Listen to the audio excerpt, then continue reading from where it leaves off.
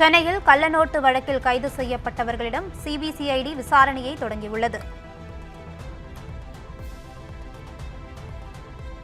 திருவல்லிக்கேணி ஆற்றில் கைதானவர்களுக்கு மலேசிய கள்ளநோட்டு கும்பலுடன் தொடர்பா என்று தீவிர விசாரணை மேற்கொள்ளப்பட்டு வருகிறது.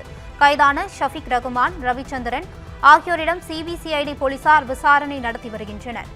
இதுகுறித்த கூடுதல் தகவல்களை தருகிறார் நமது செய்தியாளர் சுப்பிரமணியன். வணக்கம் சுப்பிரமணியன், விவரங்களை பதிவு செய்யலாம். சென்னை திருவல்லிக்கேணியில் ஒரு லாட்ஜில் சோதனை நடத்திய போது அதில் 500 ரூபாய் கள்ள நோட்டுகள் கட்டை கட்டையாக பதுக்கி வைத்திருப்பது போலீசாருக்கு தெரிய வந்தது. இதன் தொடர்ச்சியாக அதனை போலீசார் பறிமுதல் செய்தனர். அதில் அறையில் தங்கியிருந்த திருவல்லிக்கேணியை சேர்ந்த ஷஃபிக் ரகுமான் என்பவர் கைது செய்யப்பட்டார். கட்டில் மெத்தைக்கு அடியில் கட்டை கட்டையாக கள்ள நோட்டுகள் பதுக்கி வைக்கப்பட்டிருந்தது கண்டுபிடிக்கப்பட்டது. அவற்றை பறிமுதல் செய்த போலீசார் மொத்தம் 11 லட்சம் ரூபாய் கள்ள நோட்டுகள் இருந்ததும் தெரிய வந்தது. அவரிடம் நடத்திய விசாரணையில் இந்த கள்ளநோட்டு கும்பலின் முக்கிய நபராக இருப்பவர் தஞ்சாவூரை சேர்ந்த ரவிச்சந்திரன் என்பது தெரிய வந்தது. தஞ்சாவூருக்கு சென்ற தனிப்படை போலீசார் அவரை கைது செய்தனர்.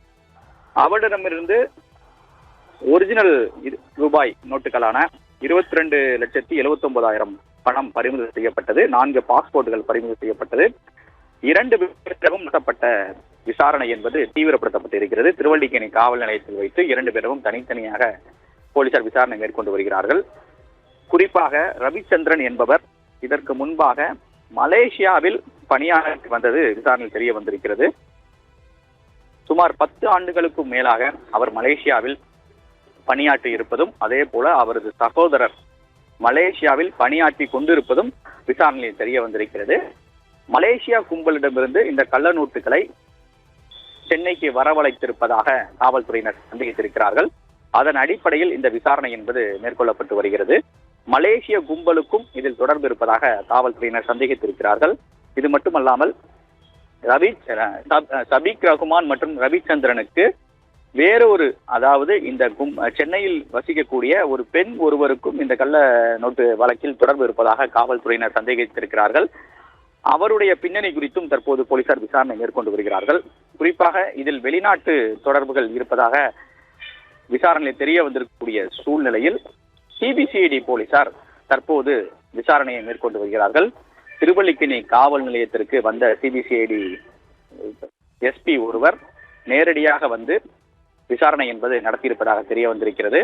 ஏனென்றால் கள்ளநோட்டு தடுப்பு பிரிவு ஒன்று சிபிசிஐடியில் செயல்பட்டு ஒன்று வருகிறது. அதன் அடிப்படையில் கள்ளநோட்டு சிக்கி இருக்கக்கூடிய சூழ்நிலையில் அந்த பிரிவை சேர்ந்த போலீசாரும் தங்களுடைய விசாரணையில் இறங்கி இருக்கிறார்கள். மேலும் இந்த வழக்கில் தலைமறைவாக இருக்கவர்களை கைது செய்வதற்கான நடவடிக்கை தீவிரப்படுத்தப்பட்டிருப்பதாக காவல்துறை தரப்பில் தெரிவிக்கப்படுகிறது. விவரங்களுக்கு நன்றி சுப்பிரமணியன்.